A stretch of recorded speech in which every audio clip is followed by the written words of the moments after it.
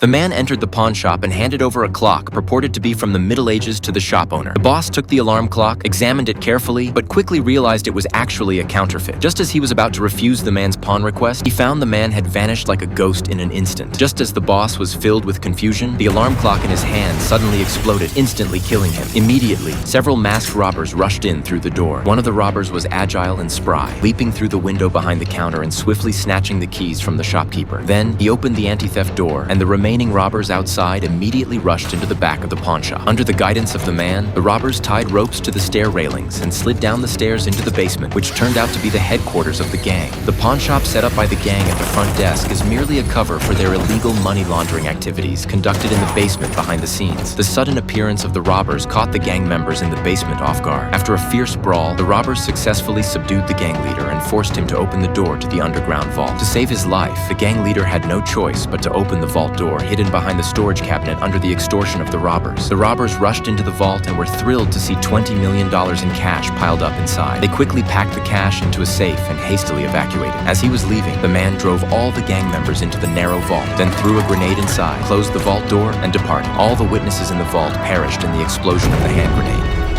Soon, the robber arrived at the airport as planned, ready to transport the $20 million to neighboring Canada. At this moment, the gang leader Rhodes arrived at the airport. He praised his men for the smooth execution of the robbery he had orchestrated. Then he ordered his men to transport the $20 million to the plane and take it away. For safety reasons, Rhodes deliberately installed trackers on every safe, which gave him slight peace of mind. But an unexpected incident occurred when the transport aircraft suddenly encountered a blizzard while en route to Canada. In the face of extremely harsh weather conditions, the plane ultimately couldn't withstand the snowstorm and exploded mid-air. The next morning, in the jungles of Alaska, a poacher named Harlan approached the frozen lake. At that very moment, Haran suddenly noticed something unusual about the ice cave not far away. He picked up the ice axe and walked up to the cave entrance, only to find a human hand frozen in the ice. Halen immediately used his ice pick to break the floating ice on the surface. Just as he was inspecting, a corpse suddenly surfaced from the water, startling Halen to the point of shock. Then, from another ice cave, a black safe emerged. He then retrieved the safe from the ice cave, smashed its lock with an ice pick, and discovered it contained a full box of US dollars, a staggering fortune Harlan had never seen before. Subsequently, Haran noticed a small transport aircraft sinking to the bottom of the ice lake beneath the ice.